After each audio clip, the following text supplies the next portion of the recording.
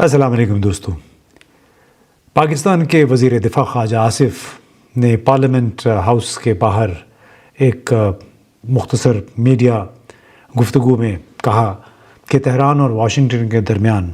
मुज़ाकरात दोबारा शुरू होने का इम्कान मौजूद है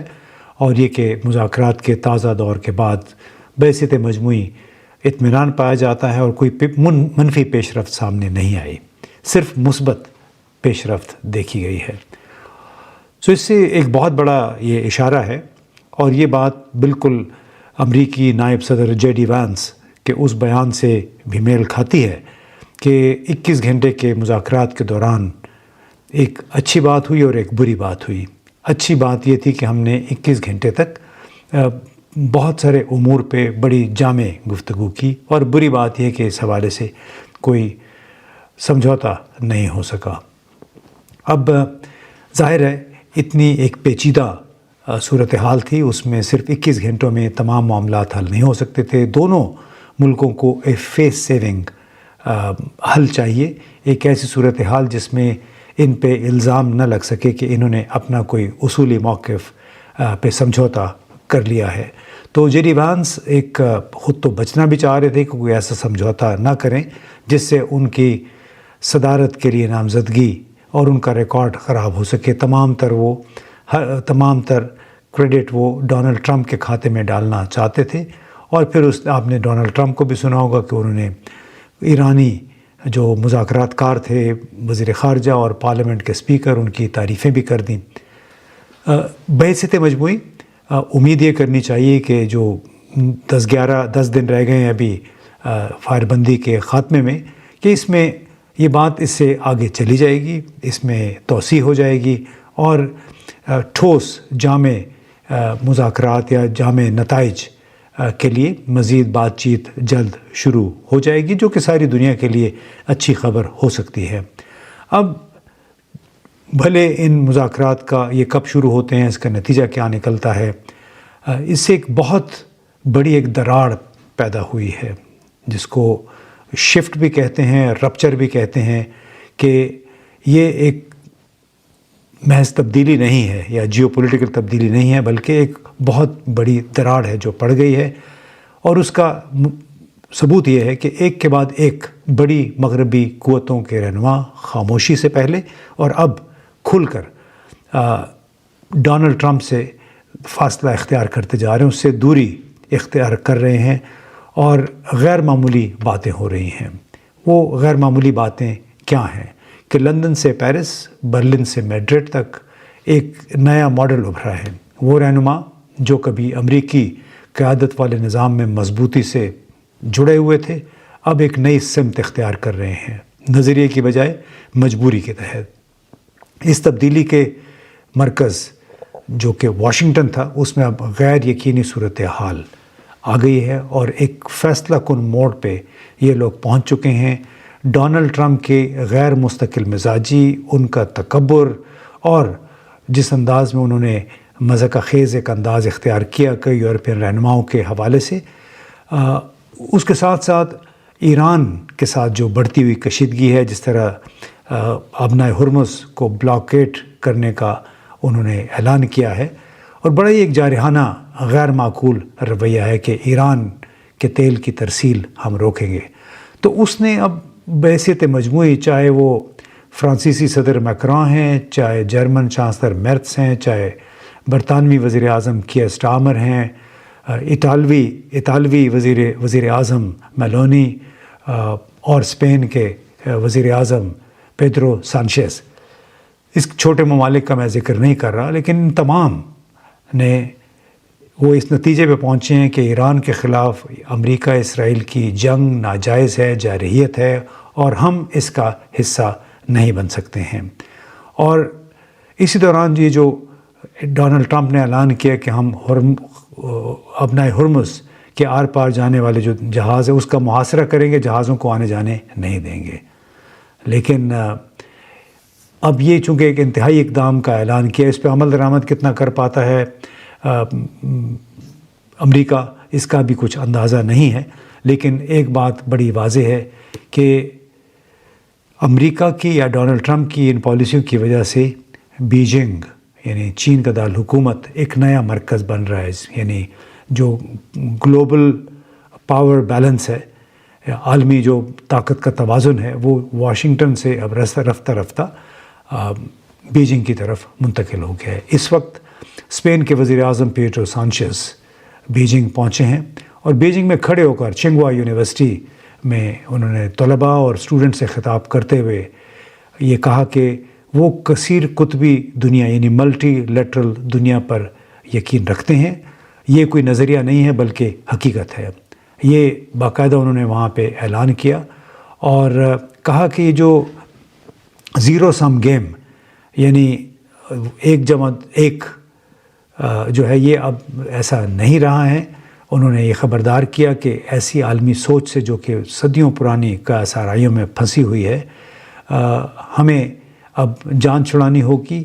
तमाम बनी नौ इंसान की भलाई के लिए। और इसमें उन्होंने एक इतालवी या स्पेनिश एक पादरी थे मेटियो रिची, उसकी भी कहानी का हवाला दिया और उसने भी बुनियादी तौर पे चीन 16वीं सदी में चीन वो आए और उसका पैगाम ये वाज़ेह था कि दुनिया एक ताकत के गिर्द मरकूज़ नहीं रही है और ऐसा पोज़ करना, दिखाना या उसका दावा करना ख़तरनाक है। और अब हुआ ये है कि स्पेन अकेला नहीं है जिसने खुलम खुला इसराइल की जारियत की मज़म्मत की, अमेरिका की जारियत, ईरान के ख़िलाफ़ हमलों की मज़म्मत की और इसके साथ साथ ये भी कहा कि हम किसी भी सूरत में इस ज़्यादती में ईरान के ख़िलाफ़ अमेरिका इसराइल का साथ नहीं देंगे। अब ये भी देखिए कि गुज़िश्ता 12 महीनों के दौरान बरतानिया के वज़ीर आज़म कियर स्टारमर बीजिंग गए और तवानाई मालियात में बड़े बड़े तिजारती मुआहदे किए। फ्रांस के सदर इमानुएल मैक्रों ने पहले से ज़्यादा जो कि पहले से ही यूरोप की स्ट्रेटेजिक खुद मुख्तारी पर वो ज़ोर देते रहे, उन्होंने भी गुज़िश्ता साल दौरा किया था। इस तरह जर्मनी के चांसलर फ्रीड्रिश मेर्ज ने जब हाल ही में फरवरी में दौरा किया चीन का, तो बड़ी बड़ी कंपनियों के साथ उन्होंने मुआहदे किए और अपने सियासी बयानात में भी उन्होंने इक़्तिसादी अमल पसंदी को, अमलियत को तरजीह दी। आयरलैंड, फिनलैंड भी इसमें शामिल हुए हैं, उनके वज़रा और वज़राए आज़म भी चीन के दौरे कर चुके हैं और तमाम दर तवज्जो डिजिटल मईशत, सेहत की देखभाल, तिजारती तोसी, एनर्जी पर है, क्लीन एनर्जी पर है। कनाडा के वज़ीर आज़म मार्क कार्नी ने भी चीन के साथ अमली मसरूफ़ियत की पॉलिसी पर ज़ोर दिया, यानी एंगेजमेंट जिसको कहते हैं। मौसमी पॉलिसी, सब्स टेक्नोलॉजी और माली इस्तेहकाम में ताउन बढ़ाने का ऐलान किया जब उन्होंने हाल ही में चंद हफ़्ते पहले दौरा किया चीन का। अब ये सारा कुछ इत्तेफाक नहीं है कि बरतानिया, Germany, France, Spain, Italy, Canada, ये सब बड़ी खामोशी के साथ डोनाल्ड ट्रंप की पॉलिसियों से नाला होकर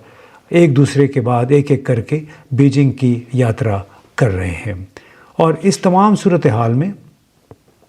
ईरान जो है वो एक स्ट्रेटेजिक एक एलाई के तौर पे या एक स्ट्रेटेजिक बड़े एक मजबूत मुल्क के तौर पे उभरा है। यानी 2026 के अवाइल में अमेरिका और इसराइल ने इस पर जितने हमले किए, उसने मगरिब को मुत्तहिद नहीं किया बल्कि उल्टा तकसीम पैदा कर दी, जो मैंने शुरू में कहा एक बहुत बड़ी दरार पैदा हो गई है। फ्रांस ने अपनी फ़िज़ाई सरहदों के ऊपर से अमरीकी तैयारों की परवाज़ों पर पाबंदी लगाई। स्पेन ने अड्डों तक, जो अमरीकी अड्डे थे, उन तक रसाई से इनकार किया। इटली ने भी कुछ ऐसा ही रवैया इख्तियार किया और बरतानिया ने खुलकर अमरीकी हिकमत अमली के साथ मिलने से, सब बंदी से इनकार कर दिया। ट्रंप की मुहिम में शामिल होने की बजाय यूरोपीय ताकतों ने अपना रास्ता बनाना शुरू कर दिया, ख़ास तौर पर आबनाए हुर्मुस के हवाले से, यानी एक आज़ाद इत्तेहाद, आज़ाद फ़ैसले, आज़ाद हिकमत अमली, जिसका ज़िक्र फ्रांसीसी सदर मैक्रों 1 साल पहले से करते आए हैं अपने दौरे चीन के बाद। अब कितनी इस तमाम तर सूरत हाल ने अमरीकी सदर डोनाल्ड ट्रंप को बिल्कुल तनहा कर दिया है। यानी अपने पड़ोस में कनाडा से लेके और यहाँ यूरोप तक कोई भी उसके साथ खड़ा होने को तैयार नहीं है। अब क्योंकि उसकी एक वजह ये भी थी کہ ڈونلڈ ٹرمپ نے اپنے اتحادیوں کو بزدل کہا، کمزور کہا، نیٹو میں ان کی ممبرشپ پہ سوال اٹھائے اور دیرینہ اتحادیوں کا اثر نو جائزہ لینے کی دھمکی بھی دی، لیکن نقصان بہت ہو چکا ہے۔ بلکہ حال ہی میں ٹرمپ نے ایک طرف تو فرانسیسی صدر کا بڑا تمسخر اڑایا، بالکل ان کی طرح بولے، جو لب و لہجہ ان کا اختیار کیا، اور پھر ان کی ذاتی زندگی کے حوالے سے بھی ایک کامنٹ کیا۔ ابھی ایک دن پہلے ڈونلڈ ٹرمپ نے ویٹیکن سٹی میں پوپ لیو کو کمزور قرار دیا اور ان خود کو مسیحا کے روپ میں پیش کرتے ہوئے ایک تصویر پوسٹ کی جس میں وہ بیماروں کو شفا دے رہے ہیں، اور خاص طور پہ انہوں نے پوپ لیو کو یہ بھی کہا کہ پوپ لیو نے یہ کہا تھا کہ جس کسی کو بھی اگر یہ گمان ہے کہ اس کے پاس مطلق پاور ہے، ایبسولوٹ پاور، تو وہ ایک خواہ اسرائیل کی جنگ کو ہوا دے رہا ہے۔ پوپ لیو ڈونلڈ ٹرمپ کے بقول جرائم کے حوالے سے کمزور موقف رکھتے اور خارجہ پالیسیوں کے لیے تو بالکل تباہ کن ہیں، اور لکھا انہوں نے اپنی پوسٹ میں سوشل ٹروتھ پہ کہ مجھے ایسا پوپ نہیں چاہیے جسے لگتا ہو کہ ایران کے پاس جوہری ہتھیار ہونا ٹھیک ہے۔ اب انہیں ایک کے بعد دوسرے یورپی لیڈر کا، بڑے رہنماؤں کا ڈونلڈ ٹرمپ نے تمسخر اڑایا۔ اب ظاہر ہے جس خطے میں، خاص طور پہ یورپ میں، جمہوریت کی جڑیں کافی گہری ہیں، پڑھے لکھے لوگ بہت ہیں اور اپنی اس کی ایک روایت بھی ہے، تو یہ اب ان کے نزدیک جس قسم کا صدر امریکہ میں آ گیا ہے، اس سے یہ اب بغاوت نہیں ہے بلکہ ان کی اپنی بقا کا سوال ہے۔ ایک غیر مستقل مزاج امریکہ اور اس کا صدر اب ان کے لیے ضمانت نہیں رہی سلامتی کی، بلکہ خطرہ سمجھا جا رہا ہے، اور یہی وجہ ہے کہ جب بیجنگ میں اسپین کے پیڈرو سانچیز یعنی وزیر اعظم نے جو اپنے خیالات کا اظہار کیا، اس میں انہوں نے طاقت، خوشحالی اور ترقی کا ذکر کیا اور کہا کہ جتنے زیادہ ملک ایک دوسرے کے ساتھ ون ون کوآپریشن کریں گے، چین، افریقہ، لاطینی امریکہ، یورپ، ہر کوئی جو ہے وہ چین سے مستفید ہو رہا ہے۔ یورپ خود کو اڈیپٹ کر رہا ہے، یعنی حالات کے مطابق خود کو ڈھال رہا ہے، وہ توازن، خود مختاری اور استحکام کی تلاش میں ہے، اور انہوں نے یہ بھی کہا کہ عالمی اداروں میں اصلاح کی ضرورت ہے، وہاں پہ زیادہ جمہوریت ہونی چاہیے، منصفانہ اور باہمی تجارتی نظام ہونا چاہیے، بڑی طاقتوں سے کو زیادہ ذمہ داری کا مظاہرہ کرنا چاہیے، اور یہی ملٹی لیٹرلزم، یہ وہ تھیوری ہے جو کہ چین کے صدر شی جن پنگ بار بار کہہ رہے ہیں کہ دنیا قائم ہے ملٹی لیٹرلزم پہ، اور اس کو ہمیں اس کا تحفظ کرنا چاہیے۔ یہ نہیں ہو سکتا کہ کوئی ایک طاقت اٹھے اور سب پہ اپنی حکمرانی شروع کر دے، ان کو ڈکٹیشن دینا شروع کر دے۔ اب یہ تبدیلی جو ہے یہ کوئی صرف چین کے بارے میں نہیں ہے، نہ ہی صرف ٹرمپ کے بارے میں، بلکہ ایسی دنیا کے بارے میں جو کہ اب ایک مرکز کے گرد نہیں گھومتی، یعنی واشنگٹن اب یہ مرکز نہیں رہا ہے۔ ایران کی جنگ نے بنیادی طور پہ یہ تبدیلی پیدا نہیں کی، کیونکہ یہ گزشتہ سال جب سے ڈونلڈ ٹرمپ وائٹ ہاؤس میں دوبارہ پہنچے تھے جنوری میں، یہ سلسلہ اسی وقت سے شروع تھا، لیکن جو ایران کے خلاف امریکہ اور اسرائیل کی جنگ ہے، اس نے اس یورپ کی ڈونلڈ ٹرمپ سے دوری اور چین کے ساتھ اس کی قربت کو، یہ جو پورا عمل تھا اس کو ڈرامائی طور پر اس نے تیز کر دیا ہے،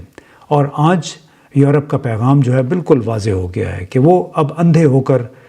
پیروی کرنے کو تیار نہیں ہیں امریکہ کی، کسی اور کی جنگ لڑنے پر آمادہ نہیں ہے، اور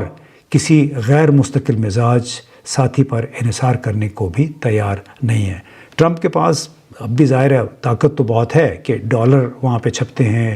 دنیا کی سب سے بڑی فوج اس کے پاس ہے، بہت جدید ترین ٹیکنالوجی ہے، لیکن اس عالمی تبدیلی کے اس لمحے میں ڈونلڈ ٹرمپ تنہا کھڑا ہے، جبکہ باقی دنیا ایک نقشہ نئے سرے سے کھینچ رہی ہے، اور اس نقشے میں نمایاں ترین پوزیشن جو ہے وہ چین کو حاصل ہے، جس نے شروع سے multi literalism, one one cooperation کی بات کر کے ایشیا، افریقہ کے مختلف ملکوں میں اربوں ڈالر کی انفراسٹرکچر منصوبوں میں سرمایہ کاری کر کے لوگوں کے دل جیت لیے، اور اسی وجہ سے اب ایک کے بعد دوسرا یورپی لیڈر مسلسل چین کا رخ کر رہا ہے، سرمایہ کاری کے لیے، بزنس کے لیے، اور اپنے تحفظ کے لیے۔ بہت بہت شکریہ۔